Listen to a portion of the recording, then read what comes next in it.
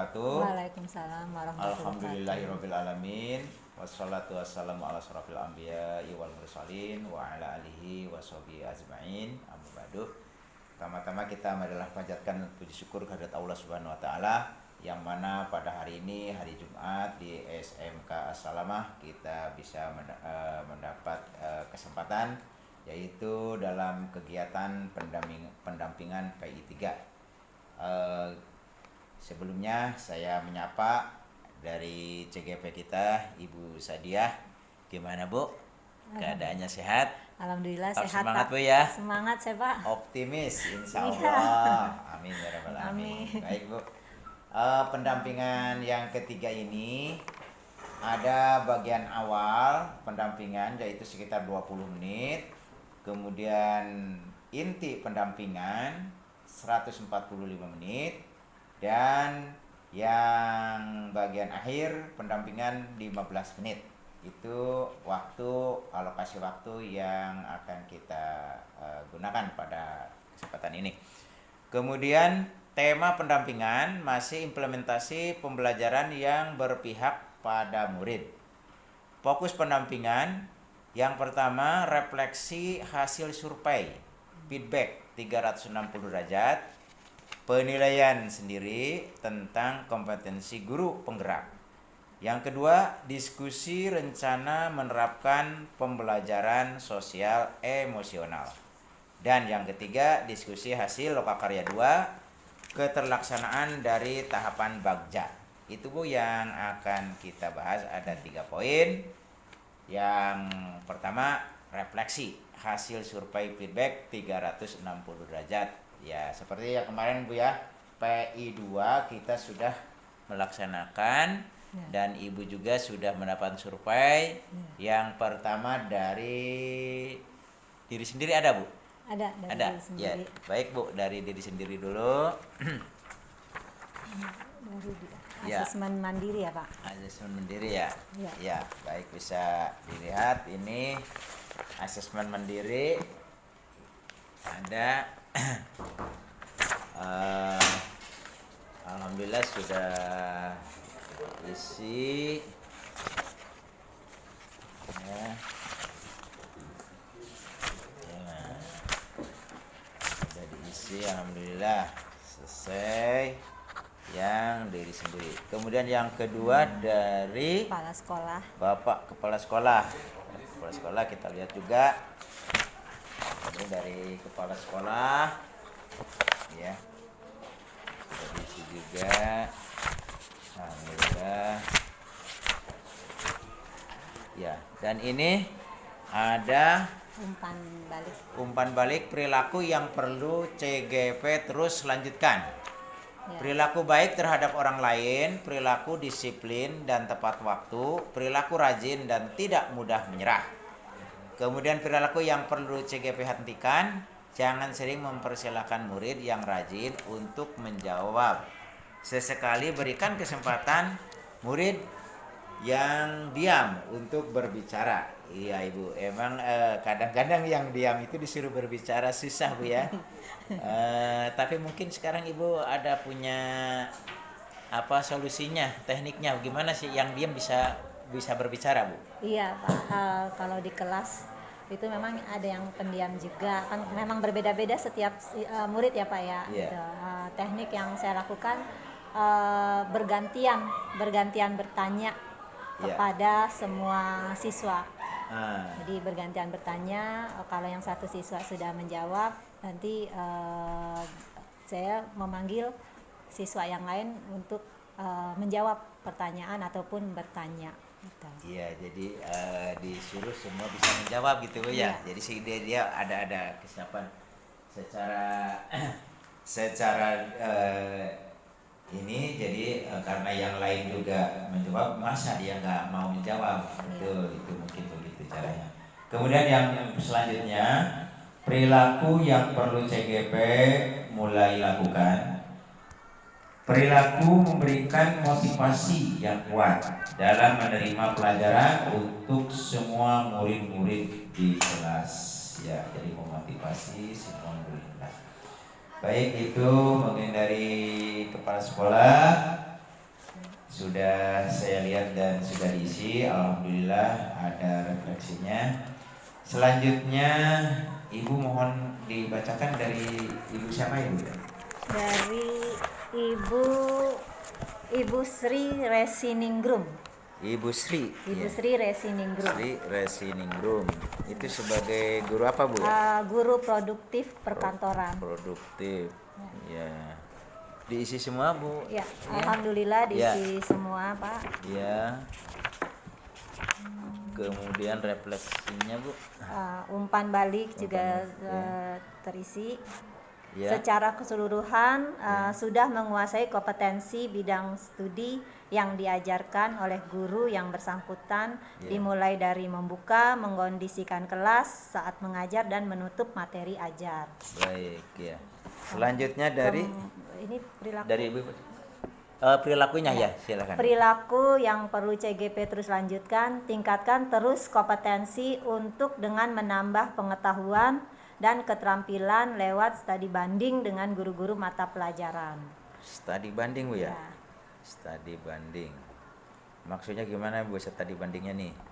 Untuk menambah pengetahuan kita guru-guru, kita bisa menambah wawasan atau mencari informasi dengan sekolah-sekolah yang sudah sudah lebih dari sekolah kita. Mungkin pertemuan MGMP Bu ya, bisa itu ya? Ya, bisa dengan berbarengan dengan pertemuan MGMP. Selanjutnya Bu? Perilaku yang perlu mulai dilakukan, upayakan untuk banyak melakukan metode belajar. Metode mengajar ya, ya, selanjutnya dari Ibu. Kemudian dari Ibu Mariati. Ibu Mariati sebagai guru produktif ya, juga. Produktif pemasaran.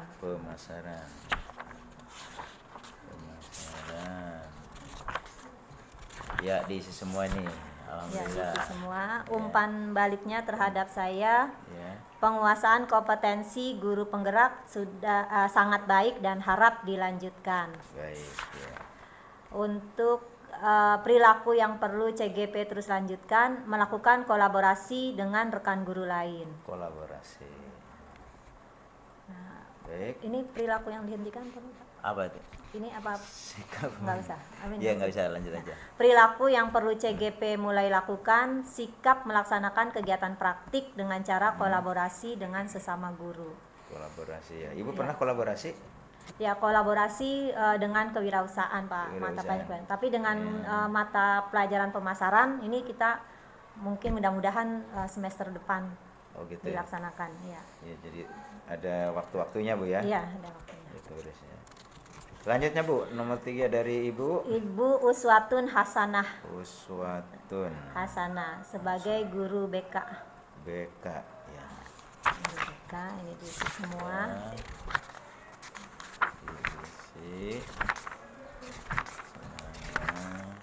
Nah, umpan balik secara umum terkait penguasaan kompetensi guru penggerak. Umpan baliknya adalah menguasai macam-macam metode pembelajaran baru dan cara kolaborasi dengan kolaborasi yang baru dengan pengaplikasiannya. Metode ya. Ya. Baik. Kemudian perilaku yang perlu CGP terus lanjutkan, terus belajar dan berbagi ilmu dengan guru-guru lain. Nah, perilaku yang perlu CGP mulai lakukan, mulai bersinergi dengan menggabungkan macam-macam kolaborasi. Iya, bersinergi. Maksudnya bersinergi gimana Bu? Bersinergi dengan menggabungkan macam-macam kolaborasi. Kemungkinan ini dengan guru-guru di luar mata pelajaran produktif mungkin Pak. Ibu kan yang bersinergi Ibu ya? Iya. Nah, gimana ini Ibu bersinerginya terhadap guru yang lain? Untuk guru mata pelajaran yang lain, kalau yang produktif kita pasti ya Pak ya, dengan mata pelajaran kewirausahaan kita pasti. Kalau mata pelajaran lain misalkan mata pelajaran bahasa Indonesia seperti itu Pak. Nah, itu kita memang harus berkolaborasi. Contohnya karena kita memang harus satu semester itu membuat produk, berarti anak-anak diajarkan dengan bahasa Indonesia itu membuat surat pesanan seperti itu, Pak. Oh gitu. Iya, Yes, misalkan ya, seperti itu. Ya. Dengan bahasa Indonesia Bu ya? Iya, dengan bahasa Indonesia. Baik, selanjutnya Bu. Selanjutnya dari Ibu Agustin Dwi Aryani. Agustin Dwi Aryani. Dwi Aryani. Ini sebagai guru mata pelajaran IPAS. IPAS. Ya. IPAS. Diisi Semuanya dengan baik dan rapi, jelas. Ya. Ya. Ini umpan balik secara umum terkait penguasaan kompetensi guru penggerak. Umpan baliknya adalah mampu menerapkan nilai dan peran dari guru penggerak. Mampu menerapkan nilai dan peran dari guru penggerak. Ya. Bisa saya pegang Pak biar enak. Ya. Mampu menerapkan nilai dan peran dari guru penggerak. Kemudian perilaku yang perlu CGP terus lanjutkan, mengembangkan diri sendiri dan juga guru lain dengan cara refleksi, berbagi dan kolaborasi. Refleksi, kolaborasi Bu ya. Perilaku yang mulai CGP mulai lakukan, mulai mengaplikasikan metode pembelajaran baru pada proses pembelajaran di kelas. Metode baru kira-kira apa Bu nih? Ada metode baru? Metode pembelajaran baru mungkin yang belum saya lakukan di kelas mungkin ya Pak ya. Gitu. Kalau kita kan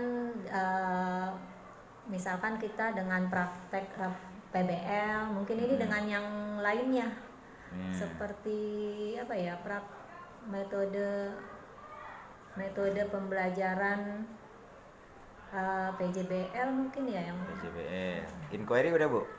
Inquiry ya kita pasti discovery learning, inquiry itu gitu. Tetapi memang kalau untuk di produktif itu pasti Pak yang kita praktek pasti Pak, yang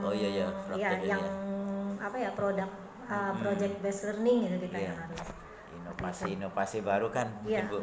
Iya mungkin itu seperti itu yang diharapkan.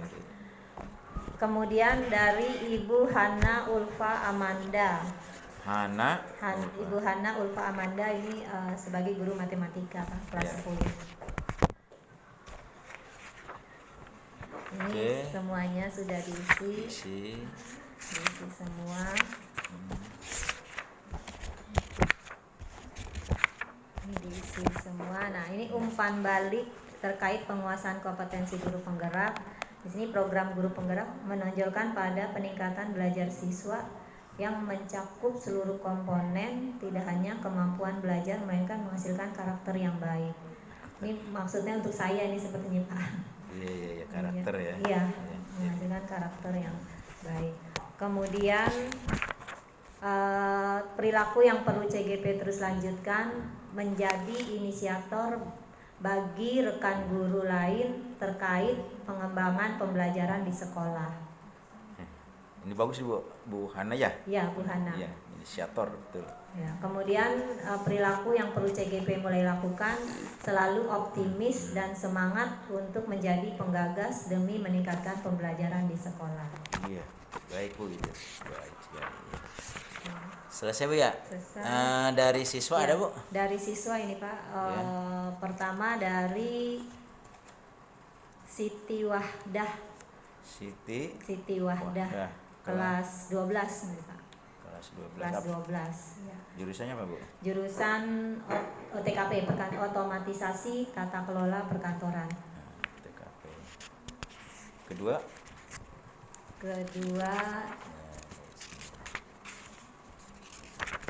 dari Rasida Eka Putri. Rasida Eka Putri. Ya. Kelas 12 juga ini Pak. 12 OTKP perkantoran juga. Ini sudah diisi semua. Nggak ada isi yang tidak pernah Bu ya? Alhamdulillah. Alhamdulillah nggak ada Pak. Luar biasa ya. Kemudian Briana Smith. Ini kelas 10 manajemen perkantoran dan layanan bisnis. Perkantoran. Ya. Ya. Ini alhamdulillah udah diisi semua. Ya. Selanjutnya, Bu. Selanjutnya Amanda Julia Nandila. Julia Nandila. Nandila. Kelas 10 MPLB juga sama. Ada lagi, Bu? Masih ada.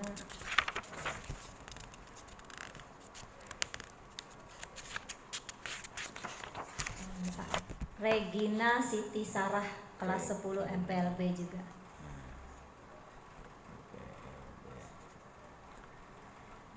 Ya. Lanjut, sudah di semua. Sudah semua. Iya. Isinya sama, Bu, ya? Anak apa enggak? Ada yang beda, ada Pak. beda ya? Iya. Karena waktu itu saya foto, Pak. Oh, gitu. Iya, ini waktu itu dengan kepala sekolah di sini, terus ini dengan Ibu Sirasi Ningrum di ruang lab praktik. Iya. Kantoran. Ini fotonya waktu survei. Ya. Ya, ini waktu survei 360 derajat. Ada dokumennya dengan kepala sekolah, kemudian dengan teman-teman guru. Alhamdulillah. Dan ini dengan teman-teman guru juga ada. Ya, juga masih teman guru. Dengan siswa. Kemudian ini dengan siswa sepertinya di luar, Ibu, ya? Ya, di luar, di depan. Iya, santai di luar ya, baik.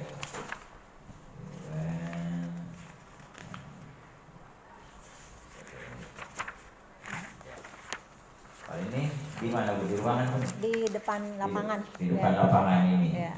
Dengan para siswa. Ya. Baik, Ibu, untuk survei 360 derajat alhamdulillah sudah dilaksanakan oleh Ibu Sadia dari kepala sekolah, teman sejawat, kemudian para siswa, murid. Alhamdulillah surveinya cukup baik, ya, baik sekali, sangat baik, ya. Dan semuanya memenuhi kriteria, ya.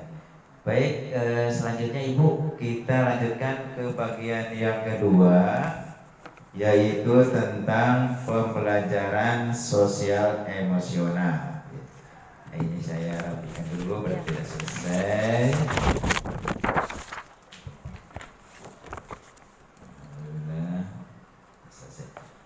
Baik, Bu, kita lanjutkan ke RPP yang mengacu kepada pembelajaran siswa yang isinya dapat menggerakkan sosial emosional. Tapi saya bertanya dulu, Bu, apa itu RPP-nya berdiferensiasi, Bu? RPP-nya berdiferensiasi. Iya, silakan. Jadi yang sudah dipelajari di LMS dengan Bapak fasilitator dan juga Bapak pengajar praktik, saya sudah mempelajari dua modul, Pak. Yang pertama itu modul 2.1 pembelajaran berdiferensiasi, dan yang kedua modul 2.2 yaitu pembelajaran sosial dan emosional. Nah, dari kedua modul tersebut, dua-duanya memang membuat kita harus membuat RPP pembelajaran berdiferensiasi dan pembelajaran sosial emosional. Nah, di mana pada saat pembelajaran berdiferensiasi itu juga harus kita unggah di LMS, dan saya sudah membuat RPP-nya. Ada kegiatan pendahuluan, inti, sampai kegiatan penutup, di mana pada kegiatan inti ada kegiatan-kegiatan yang dilakukan, yaitu pertama pada kegiatan inti ada diferensiasi konten, yaitu tentang isi materi yang akan kita ajarkan. Kemudian di kegiatan inti juga ada diferensiasi proses. Nah, diferensiasi proses itu pada saat proses pembelajaran berlangsung. Kemudian ada kegiatan diferensiasi produk. Nah, diferensiasi produk ini siswa-siswa mempresentasikan hasil diskusi. Jadi pada saat proses pembelajaran ada diskusi yang harus dilakukan oleh siswa, dan setelah itu siswa mempresentasikan diskusi tersebut. Nah, itu pada RPP pembelajaran berdiferensiasi.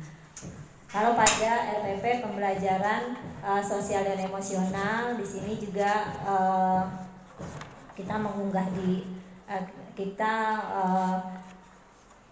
pembelajaran yang sudah diajarkan juga oleh Bapak Fasilitator dan juga Bapak Pengajar Praktik. Di sini sama pada RPP-nya kita juga membuat 3 kegiatan dan dengan alat bahan media yang kita perlukan, karena pada saat pembelajaran sosial dan emosional ini saya mempraktekannya di lab, Pak, di lab komputer, karena memang sesuai dengan alat atau media yang kita pergunakan. Nah, di sini pada langkah kegiatan pembelajaran ada pendahuluan. Hanya perbedaannya pada pembelajaran sosial emosional kita menggunakan teknik stop. Jadi sebelum melakukan kegiatan, nah di pendahuluan siswa kita ajak untuk melakukan teknik stop, tarik napas dalam-dalam, lepaskan, agar pikiran serta perasaan menjadi tenang dan rileks sebelum mengerjakan tugas. Kemudian pada kegiatan intinya di sini kita juga mempergunakan yang pembelajaran diferensiasi, ada diferensiasi konten tentang isi materi. Nah, kemudian pada kegiatan inti juga siswa dibagi berkelompok untuk berdiskusi. Nah, pada saat diskusi tersebut dilakukan, pembelajaran sosial dan emosional itu kita terapkan adanya kesadaran diri. Di sini murid bisa mengelola emosinya, memahami perasaannya, dan berperilaku baik. Kemudian juga pada kegiatan inti ada diferensiasi proses, dan pada diferensiasi proses ada kegiatan sosial dan pembelajaran, yaitu kesadaran diri. Siswa juga mampu mengelola emosi dan pikiran dalam berbagai situasi untuk mencapai tujuan bersama. Kemudian pada kegiatan inti hasil diskusi juga dipresentasikan yang dijadikan sebagai diferensiasi produk. Itu seperti itu rencana pelaksanaan pembelajaran RPP, pembelajaran sosial emosional dan diferensiasi. Baik Ibu, saya memahami secara umum tentang bagaimana cara pembelajaran diferensiasi dan bagaimana para siswa itu bisa mengikuti dengan adanya pelajaran diferensiasi. Namun saya agak minta kejelasan Bu nih. Yang pertama konten Bu ya. Untuk konten itu materi, Ibu menggunakan apa nih supaya terjadi pembelajaran diferensial? Itu di situ materinya apa Bu? Misalnya itu. Untuk yang diferensiasi, materinya menjelaskan pengertian profesi. Ya. Kemudian keahlian Bu ya, profesi atau keahlian. Iya. Nah ini kontennya gimana Bu untuk terjadi diferensial? Ya, kontennya. Ya, baik. Untuk materi di pembelajaran diferensiasi, materinya kan pengertian, ada 2 ya Pak, pengertian profesi dan atau job profile, dan peluang usaha di bidang manajemen perkantoran dan layanan bisnis. Nah, konten yang dibuat di sini saya tentunya pertama membuat PPT Pak, gitu, PPT. Nah, PPT tersebut kita tampilkan kepada siswa. Nah, di diferensiasi konten ini kita masih secara sama Pak gitu, sama gitu memberikannya. Nah, tetapi memang sebelum itu kita harus memetakan siswa dulu memang Pak sebenarnya Pak ya. Kita memetakan, artinya sebelum pelajaran saya dimulai itu anak-anak saya lihat kesiapan belajar muridnya dulu, kemudian minat muridnya terhadap pelajaran saya, lalu juga profil belajar siswa-siswinya.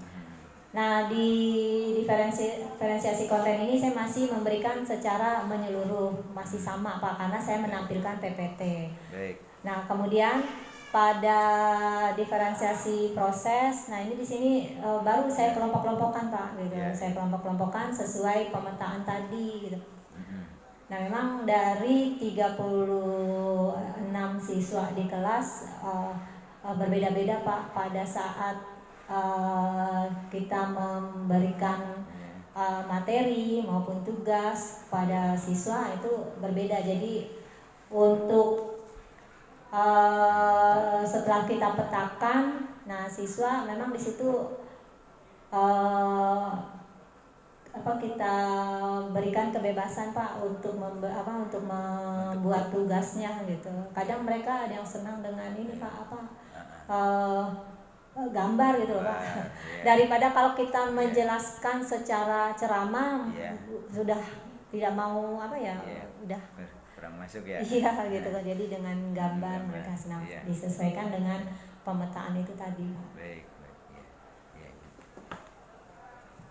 Baik Ibu, tadi yang pertama dari segi konten materi bahwa Ibu hanya menggunakan PPT ya. Iya, PPT berarti sama ini. Iya. Berarti belum diferensiasi Bu. Kalau supaya terjadi diferensiasi, ya kan anak-anak SMK juga sudah pada paham, pada pandai biasanya Bu dari materi. Jadi Ibu bisa menyuruh anak, silakan kamu mencari materi tentang ini, tentang misalnya profesi. Ya tentang profesi itu kamu cari, apakah kamu cari gambar atau cari video ya yang hubungannya dengan itu. Nanti setelah anak itu punya dia bekal materi itu atau literasi juga boleh dari buku misalnya. Nah baru Ibu secara umum PPT.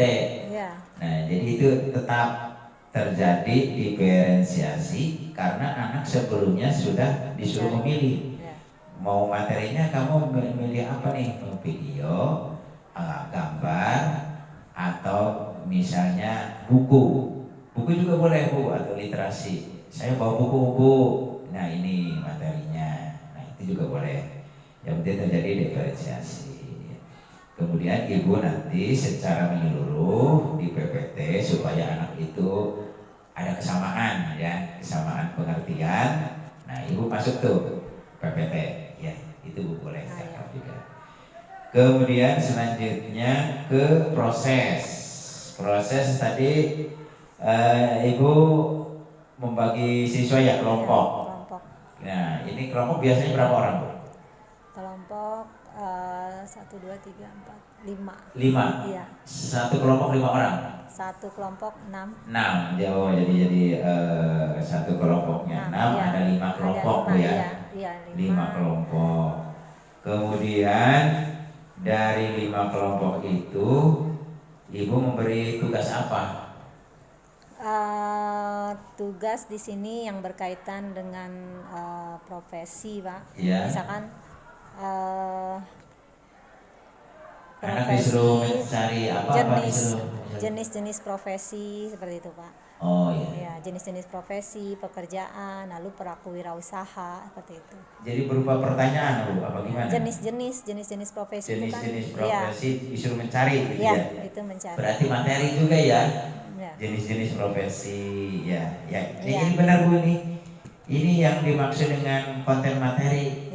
Iya, ini masuk sini. Jadi Ibu PPT dulu baru ke konten materi ya. Ya.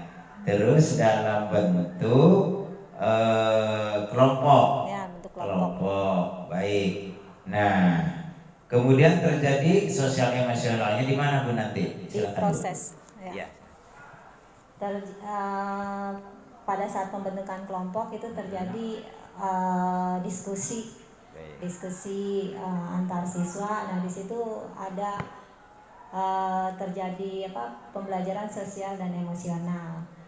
Nah, biasanya pada saat diskusi yang saya amati ya siswa ada yang diam juga sih Pak. Iya.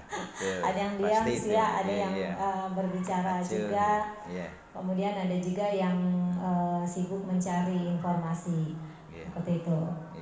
Nah, di situ terjadilah sosial emosional. Ada siswa yang tidak memaksakan pendapatnya. Ada siswa yang mendengarkan pendapat orang lain, seperti itu di proses diskusi tersebut. Ya, dalam diskusi berarti terjadilah hubungan sosial emosional Bu ya. Ada anak yang diam, ada anak yang banyak bicara, kemudian mungkin ada anak yang mempertahankan pendapatnya. Memang di situ Bu. Untuk terjadi adanya komunikasi, berarti di sini kan ada pembahasan masalah Bu ya. Nah itu apa Bu yang dibahas dalam masalah itu?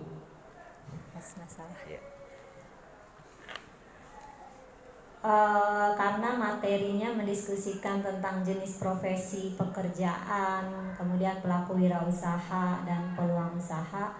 Di sini masalah yang dibicarakan tentang jenis-jenis profesi yang nanti kedepannya mereka ingin apa, seperti itu Pak, gitu. Jenis-jenis profesi, apakah ingin menjadi guru, apakah ingin menjadi dokter, ataukah ingin menjadi wirausaha. Nah di situ setiap siswa mempunyai pemikiran yang berbeda-beda, seperti itu. Baik Ibu, jadi yang dibicarakan adalah jenis profesi masa depan. Ke depan maunya apa nih siswa? Ada yang misalnya guru, ya mungkin guru, tapi ada yang lain misalnya nggak setuju ya. Bahkan ada yang guru, katanya gitu ya, paling gitu ya. Mungkin ada yang pedagang, ada yang pengusaha, ada yang teknik, ya mungkin gitu ya. Tapi dia harus berargumen ya, memberikan alasannya kenapa kalau memilih sebagai guru, sebagai wirausaha, apa argumen-argumennya itu Bu yang nanti yang terjadi permasalahan dan perdebatan. Baik Ibu, sudah jelas ini tentang adanya hubungan pembelajaran yang menyangkut sosial emosional itu terjadi dalam diskusi kelompok ya. Kemudian selanjutnya adalah tentang produk ya, diferensiasi produk ya, diferensiasi produk di mana Bu produk itu kan sesuatu yang dihasilkan dari diskusi kelompok, apakah berupa gambar, tulisan, gimana Bu, silakan. Kalau di saya Pak, di SMK itu kita masih memberikan teori-teori. Kalau di kelas 11-nya baru nanti kita akan membuat produk. Berarti di kelas 10 ini produk yang kita tampilkan adalah masih berbentuk tulisan Pak, seperti presentasi begitu. Jadi apa yang ingin mereka tuliskan, nah itu dituliskan di dalam PPT, tapi secara berkelompok. Karena memang untuk pelajaran produktif ini kita continue kelas 11 dan kelas 12 nantinya, seperti itu. Jadi produk yang dihasilkan masih berbentuk teori yang dituangkan ke dalam PowerPoint yang nanti akan dia presentasikan di depan kelas. Jadi ini kelas 10 Bu ya? Ya. Kelas 10, jadi produknya masih teori ya. Ya. Betul, baik. Yang nantinya insya Allah ke kelas selanjutnya ya 11 atau 12 itu baru bisa menghasilkan produk yang sesungguhnya Bu ya. Baik Ibu, untuk RPP yang diferensiasi dan menggunakan pembelajaran sosial emosional sepertinya sudah lumayan cukup jelas ya. Mudah-mudahan Ibu bisa menerapkan nih. Amin. Ya di kelasnya ya, dan anak-anak juga bisa paham sehingga lebih nyaman lagi mengikuti pembelajaran. Kayaknya sudah selesai Bu untuk RPP. Ya. Selanjutnya ke tahapan yang ketiga, yaitu bagaimana caranya Ibu mencapai Bagja ya. Tentunya ini melalui metode atap Bu ya. Ya, jadi sebelum Bagja itu ada metode atap. Ya. Baik Bu, maaf tadi untuk RPP Bu. Ya, Bagja itu dari visi ya awalnya. Ya. Kemudian caranya mencapai itu dengan atap, dan insya Allah akhirnya bisa ketemu Bagja ya. Silakan Bu. Ini yang kemarin kita lokakari ya Pak ya. Iya. Kemarin dibahas. Alhamdulillah kemarin pada saat Lokakarya 2 memang dibahas tentang visi kita sebagai guru penggerak, masih calon guru penggerak, dan saya sudah membacakan visi saya di depan teman-teman dan juga pengajar praktik, visi. Kemudian LK atapnya juga sudah dibacakan dari kekuatan, potensi, kemudian kepada tantangan, aksi, dan terakhir pembelajaran. Nah, di sini visi yang saya buat kemarin itu adalah tentang kedisiplinan, yaitu cerdas dan unggul dalam pemikiran untuk menyongsong penanaman nilai kedisiplinan. Dari visi tersebut memang kita membuat atap, LK atap seperti tadi. Ada kekuatannya, yaitu kekuatan membiasakan warga sekolah bersikap disiplin dengan saling memberi contoh antara sesama warga sekolah. Kemudian ada tantangannya, yaitu mengajak dan mengarahkan warga sekolah bertanggung jawab dalam perannya masing-masing. Kemudian ada aksinya juga, yaitu dengan menanamkan dan menumbuhkan kedisiplinan melalui pemberian motivasi yang nantinya akan berguna di masyarakat. Kemudian ada pembelajarannya di sini, khususnya murid memahami penting nilai kedisiplinan dan bertanggung jawab memiliki karakter dalam menjalankan tugas sesuai dengan norma-norma. Sehingga dari visi dan LK atap didapat prakarsa perubahan, yaitu melalui penanaman nilai kedisiplinan, semua warga sekolah termasuk murid-murid mampu menjalankan peran dan tugasnya sebagai manusia yang berkarakter di masyarakat. Nah, setelah sampai kepada prakarsa, nah di sini kita menggunakan metode Bagja Pak. Nah, metode Bagja itu tahapannya yaitu buat pertanyaan utama, kemudian ambil pelajaran, kemudian gali mimpi, jabarkan rencana, terakhir atur eksekusi. Nah, pada metode Bagja prakarsa perubahannya itu melalui penanaman kedisiplinan, semua warga sekolah termasuk murid-murid mampu menjalankan peran dan tugasnya sebagai manusia yang berkarakter di masyarakat. Nah, untuk visi ini kenapa saya ambil kedisiplinan? Memang di SMK Salamah memerlukan kedisiplinan dikarenakan memang setelah pembelajaran kemarin yang pandemi, karena kita SMK harus menampilkan fashion, sehingganya pertama di bulan Juli Agustus itu kita mencoba memberikan kedisiplinan kepada siswa. Nah, di sini metode Bagja sangat penting Pak diterapkan di SMK Salama, karena dengan metode Bagja ini ternyata sebagai sarana buat menguatkan kita warga sekolah gitu. Jadi memang fungsinya bagus sekali gitu, apalagi dengan adanya pertanyaan-pertanyaan seperti buat pertanyaan utama di sini, apa yang harus dilakukan untuk menanamkan kedisiplinan dengan murid-murid. Berarti di sini memang kita harus meminta kebijakan atau membuat kebijakan peraturan tata tertib sekolah kepada Bapak Kepala Sekolah. Kemudian juga ambil pertanyaan. Nah, di sini siapakah guru yang dianggap sudah berhasil menerapkan kedisiplinan dalam pembelajaran? Nah, ini semua guru semua guru saya anggap berhasil dalam menerapkan kedisiplinan. Kemudian juga aktivitas apa saja yang dilakukan guru tersebut dalam menerapkan kedisiplinan dalam proses pembelajaran. Nah, ini aktivitas dalam membuat peraturan kelas atau kesepakatan kelas itu penting Pak, kali ke peraturan sekolah itu juga. Kemudian gali mimpi. Nah, gali mimpi di sini apakah kebiasaan baru yang saya bayangkan ketika proses kedisiplinan belajar mengajar sudah efektif. Nah, ini kebiasaannya dalam menerapkan peraturan harus lebih maksimal gitu. Jadi semua warga sekolah harus ikut di dalam menjalankan peraturan.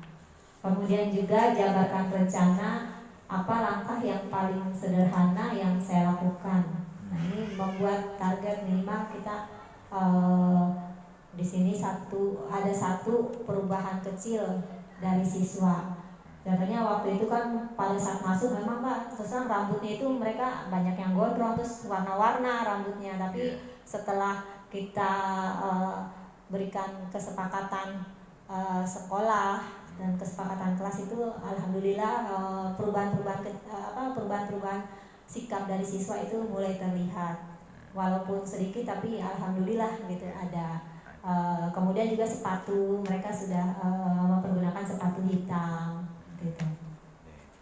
Kemudian atur eksekusi, siapa yang bisa mengarahkan kedisiplinan pembelajaran yang saya terapkan. Nah, ini yang bisa mengarahkan memang semua warga sekolah, termasuk dari kepala sekolah sampai pada pengawas sekolah. Ini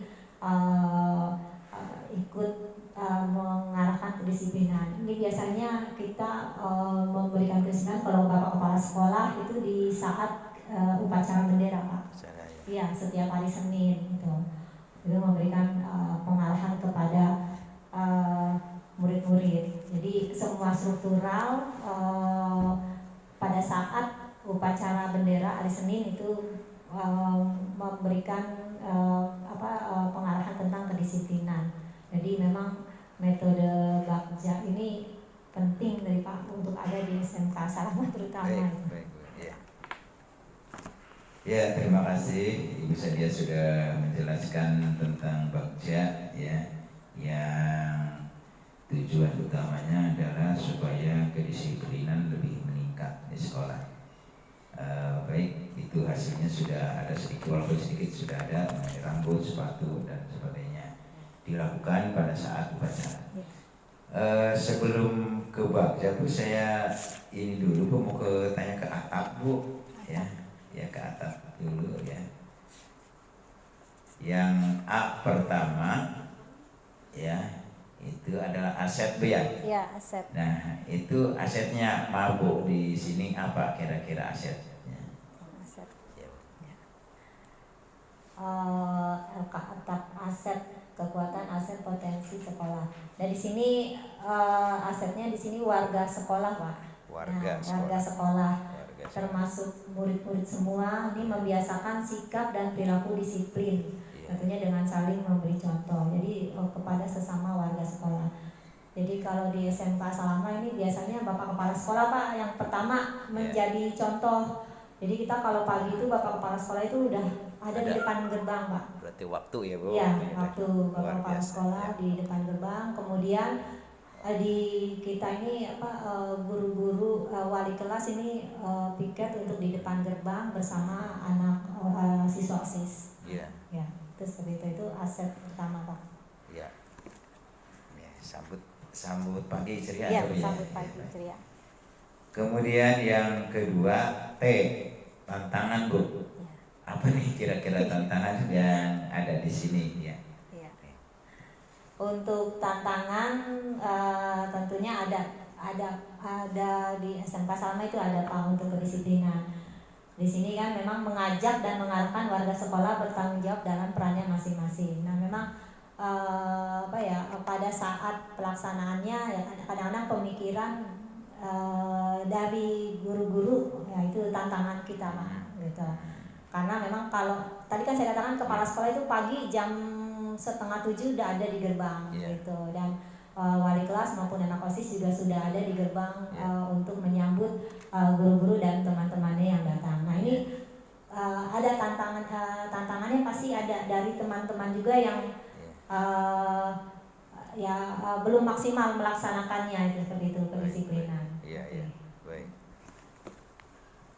Baik Bu, itu dari tantangannya. Kalau dari siswa Bu? Dari siswa. Tantangannya. Dari siswa memang tantangannya banyak. Dari siswa ini dari seluruh siswa ya tantangannya pasti ada Pak. Terutama ada siswa-siswa yang masih belum melaksanakan. Belum melaksanakan dari segi waktu nggak ada yang kesiangan tuh Pak? Kalau dari segi waktu ada Pak, yang kesiangan pasti ada gitu. Yang kesiangan ada dari segi waktu siswa. Kita masuk jam 7.15 biasanya itu paling telat. Kalau di jam 7.15 itu udah dikunci Pak pintu gerbang. Dikunci. Udah dikunci. Nah di situ ada juga sih siswa yang tantangannya itu dengan berbagai macam alasan. Nah itu tantangan bagi kita untuk merubah supaya misalkan waktunya yang bangunnya siang ataupun yang rumahnya jauh supaya bisa disiplin waktu itu di sini Pak. Itu memang menjadi tantangan. Jadi anak yang kesiangan gimana Bu? Cara penanganannya itu? Yang siang pertama itu kan sudah dicatat oleh yang piket gitu kan Pak. Nah kemudian biasanya dari yang piket itu melapor ke wali kelas Pak. Nah ke wali kelas, nanti dari wali kelas biasanya kalau mempan di wali kelas mah alhamdulillah gitu ya Pak ya. Tapi kalau misalkan tidak mempan di wali kelas ya ke BP. Gitu ke BP. Nah tentunya di sini Pak memang perlu sekali adanya seperti pada modul 1.3 itu Pak disiplin budaya positif. Nah itu memang penting kita memberikan ke anak tentang murid yang melakukan pelanggaran tentunya dengan cara dengan pendekatan yang baik seperti itu, dengan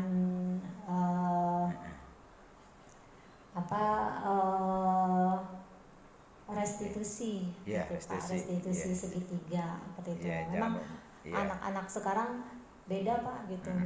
Tidak bisa kita kita marahi tetapi dengan pendekatan. Nah, tapi alhamdulillah dari jumlah siswa yang misalkan datangnya kemarin tuh banyak yang telat ya sudah menurun itu Pak. Menurun terus sudah menurun. Baik, Ibu tadi sudah menjelaskan cara penanganan dari siswa yang kesiangan yaitu dicatat, kemudian guru PPBK memberikan nasihatnya tapi kadang-kadang Bu ada beberapa anak yang gak jerah juga itu ya karena udah kebiasaan kadang-kadang susah itu bisa dirubah ada pengalaman nih Bu pengalaman kadang-kadang anak itu supaya jerah itu dengan cara apa? Kalau dihukum memang sekarang itu sudah tidak zaman Bu Misalnya disuruh push up, disuruh lari, disuruh nyapu. Sekarang kayaknya sudah nggak populer lah gitu. Anak itu kadang-kadang yang agak trauma dia kalau disuruh menghafal Al-Quran, Bu. Ya, kalau itu pernah gitu ya di satu sekolah itu, siapa yang kesiangan, misalnya dia kesiangannya 15 menit, berarti 15 ayat harus hafal. Itu Bu. Itu dia agak sedikit jerat tuh, waduh saya harus suruh hafal gitu ya. Itu Bu, ya. Kalau itu misalnya seperti itu mungkin bisa diterapkan, boleh Bu ya. Jadi ini sekaligus penerapan disiplin, sekaligus kita biar Al-Qur'annya masuk gitu Bu ya. Ya tapi ya emang restitusi di situ pilihan Bu. Dia punya apa nih? Ya mau diberikan sanksinya apa gitu ya? Apakah baca Al-Qur'an atau menghafal Al-Qur'an atau bagaimana, mungkin kebersihan juga mungkin bisa gitu ya. Itu jadi siswa yang milih mau apa nih yang menurut dia gitu. Tapi kalau misalnya supaya anak itu jerak gitu ya, agak jeraknya karena dia disuruh hafal gitu. Pokoknya kamu tahu, kamu 5 menit berarti 5 ayat gitu. Itu Bu. Nah baik, mudah-mudahan dari tantangan itu ya kesiswaan dari siswa kesiangan mudah-mudahan bisa diatasi ya. Yang lain sih nggak ada Bu ya, tantangan yang lain. Tantangan yang lain, Anak misalnya suka berantem dan sebagainya, nggak ada ya Bu? ada sih. Ada juga. Ada berantem, tapi nggak begitu ya. Nggak terlalu. Iya. Ya dia itu berbahaya Bu ya. Iya. Masih bisa diatasi, baik Bu. Kemudian selanjutnya aksi ya. Aksinya silakan Bu jelaskan. Ya, untuk aksi tentunya karena ini kedisiplinan, jadi setiap kita ini setiap hari Pak ada kegiatan sholat duha. Jadi sholat duha itu seminggu itu sekali. Misalkan di bulan Agustus di hari Selasa, berarti setiap Selasa selama bulan Agustus. Nanti di hari Rabu bulan September itu sholat duha setiap hari Rabu. Nanti di bulan November ini di hari Kamis kita sholat duha itu untuk untuk menanamkan menumbuhkan kedisiplinan. Kemudian juga kalau siang kita kan belajar dari jam 7.15 sampai jam 2.15 Pak, atau setengah 3. Nah, paling lama itu setengah 3. Nah di siangnya itu kita mengadakan sholat zuhur bersama. Ya, sholat zuhur bersama itu Pak. Kemudian juga itu setiap hari Pak. Kalau sholat zuhur bersama itu setiap hari. Di mana Bu? Di masjid apa di lapangan? Di sini, di lapangan. Di lapangan. Ya, di lapangan langsung dipimpin oleh kesiswaan, pembina OSIS dan guru-guru PAI. Nah, kemudian juga pelaksanaan yang lain itu setiap Jumat ini kita ada zikir bersama Pak, Jumat pagi. Jumat pagi zikir bersama dengan anak-anak murid-murid dan juga para guru. Kemudian di seminggu sekalinya ada maulid pagi sini pada saat zikir bersama. Jadi anak-anak yang bisa hadroh dan bisa marawis atau bisa membaca Al-Quran lainnya itu di hari Jumat pagi gitu. Kita laksanakan sampai jam 8:30. Nanti 8:30 kita mulai belajar aktif seperti biasa gitu. Iya. Baik, itu aksinya ya. Ibu udah menjelaskan tentang sholat duha ya. Sholat duhanya berapa rakaat Bu? 2 ya? 2 ya. Iya, pagi. Itu jadi seminggu sekali ya Bu ya? Iya, seminggu sekali. Baik, sholat duha ya. Setelah sholat duha ada ceramah? Enggak, belajar. Langsung belajar aja. Langsung belajar, iya. Ya. Kemudian sholat duhur berjamaah. Ya. Itu semua siswa. Semua siswa dan siswi ya. Iya, semua. Untuk sholat duhur berarti ini memerlukan ini Bu, tempat wudhu dan sebagainya. Iya, ada semua. Ada semua Terus anak tidak sulit Bu nih keluar, biasanya suka kadang-kadang sulit kalau itu ya. Ya silakan Bu, coba tekniknya. Iya. Iya memang mengajak siswa murid sholat itu perlu proses Pak. Iya betul. Perlu proses. Apalagi kan siswa. Baik, lanjutkan.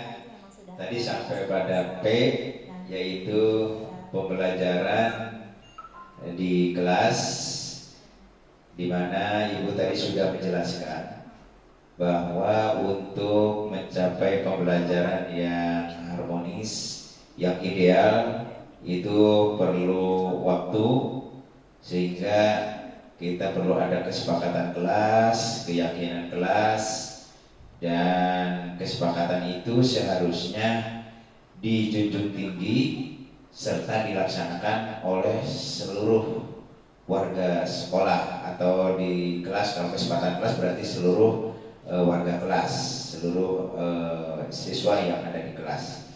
Namun kadang-kadang nih Bu, ada anak yang tidak melaksanakan kesepakatan kelas itu, kadang-kadang begitu Bu.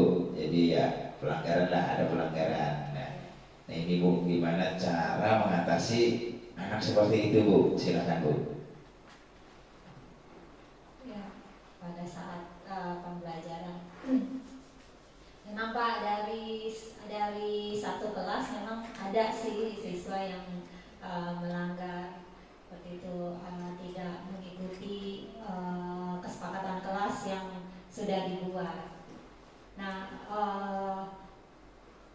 biasanya saya kalau misalkan seperti itu masih memanggil murid tersebut Pak, gitu. Ini kan saya kasih lihat Pak daftar nilai atau teman-teman yang sudah mengumpulkan gitu. Alhamdulillah di SMK Salama sih tidak banyak sih Pak yang seperti itu ya Pak. Jadi di kelas itu ada satu gitu kan. Jadi lihat ini teman-temannya udah mengumpulkan, kamu belum nih. Saya kasih pelonggaran waktu lagi, mau kapan nih mengumpulkannya gitu. Nah, nanti dia besok deh Bu, pelajaran Ibu lagi nanti gitu, seperti itu. Dan yaudah nanti Ibu lihat ya, sesuai janji kamu tanda tangan nih gitu. Nah saya biasa seperti itu Pak, nih tanda tangan nih perjanjiannya gitu. Nanti dia tanda tangan. Nanti memang saya memanggilnya langsung di kelas Pak gitu. Jadi sambil lihat teman-teman yang udah mengumpulkan, dia belum, dan isi perjanjiannya apa gitu. Saya akan mengumpulkan tugas yang diberikan Ibu Sadia di hari, kebetulan saya itu mengajar di kelas 10 itu seminggu itu 2 kali, misalkan hari Senin dan hari Sabtu. Berarti nanti dia Senin depannya baru mengumpulkan gitu. Terus seperti itu Pak. Baik Ibu, itu solusinya terhadap anak yang melanggar kesepakatan kelas ya, yaitu dengan cara ada pemanggilan pada saat itu juga Bu ya di kelas ya. Ini hampir sama dengan saya juga Bu, jadi saya juga memperlihatkan nilai gitu kepada yang dipanggil itu. Coba lihat nilai kamu ada enggak? Nah itu tandanya kamu belum mengumpulkan tugas. Nah betul Bu. Ibu sudah sampai suruh tanda tangan, kalau saya enggak ya cuma itu aja, kamu kapan nih bisanya gitu ya. Tapi kalau itu disuruh tanda tangan berarti dia lebih ingat lagi, itu bagus Bu ya.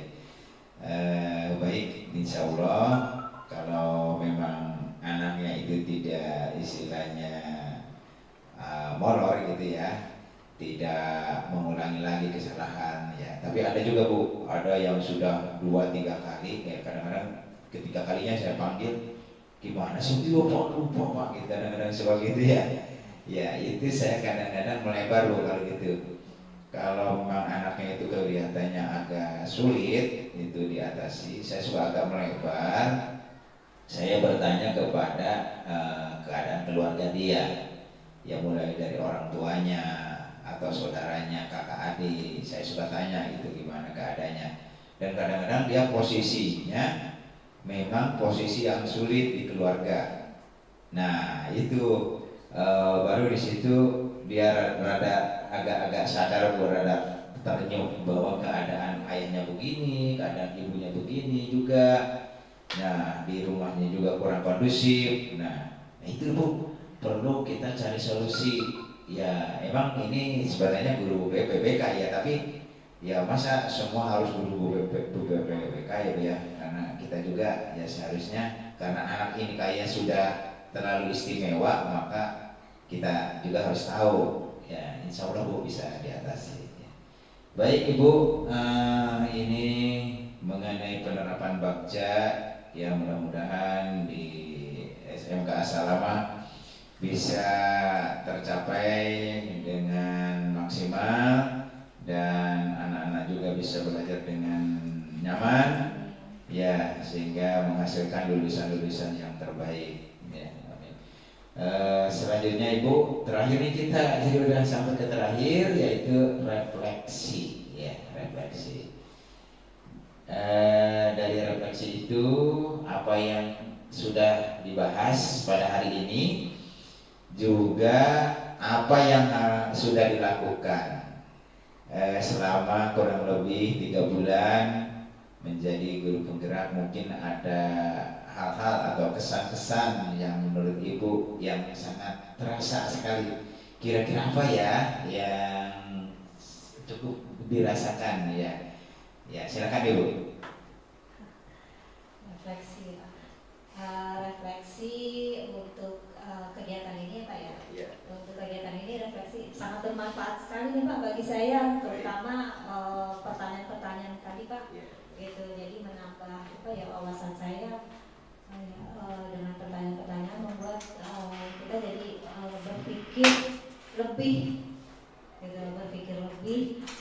Dan dalam pertanyaan-pertanyaan yang ada di sini bisa kita pakai nanti pada saat ini Pak, kegiatan selanjutnya, yaitu bahwa apa yang sudah dijawab oleh CGP gitu, nanti ada pertanyaan lagi dari pengajar praktik. Nah, ini memang pertanyaan-pertanyaan ini apa ya, bisa menimbulkan pemikiran jadi lebih apa ya, lebih nambah wawasan bagi saya Pak. Jadi sangat bermanfaat sekali Pak. Jadi, apa yang tadi sudah dibahas dari umpan balik kepala sekolah sampai kepada guru-guru dan juga dari siswa, ini saya harus lebih meningkatkan kualitas saya Pak,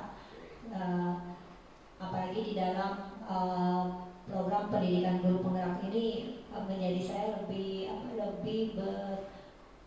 harus bisa berinovasi dan juga lebih bisa apa ya, jangan gaptek gitu gitu, karena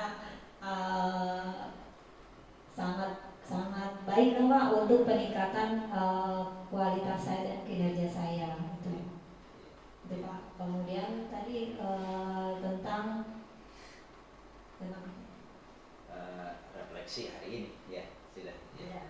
Baik Ibu, itu yang bisa Ibu sampaikan tentang refleksi, bahwa apa yang kita bahas memang sangat-sangat bermanfaat untuk nanti diterapkan dalam pembelajaran sehari-hari. Untuk itu saya kira ini sudah cukup Bu, baik 3 ini. Alhamdulillah semua apa yang kita bahas Ibu bisa menjawab dengan baik, dan semua apa yang diperlukan dari mulai itu ada feedback 360 derajat, kemudian RPP yang pembelajaran sosial emosional, sampai kepada pembahasan Bagja, alhamdulillah semua bisa dijelaskan dengan cukup baik. Ya itu aja Ibu ya. Saya akhiri, wabillahi taufiq wal hidayah. Wassalamualaikum warahmatullahi wabarakatuh.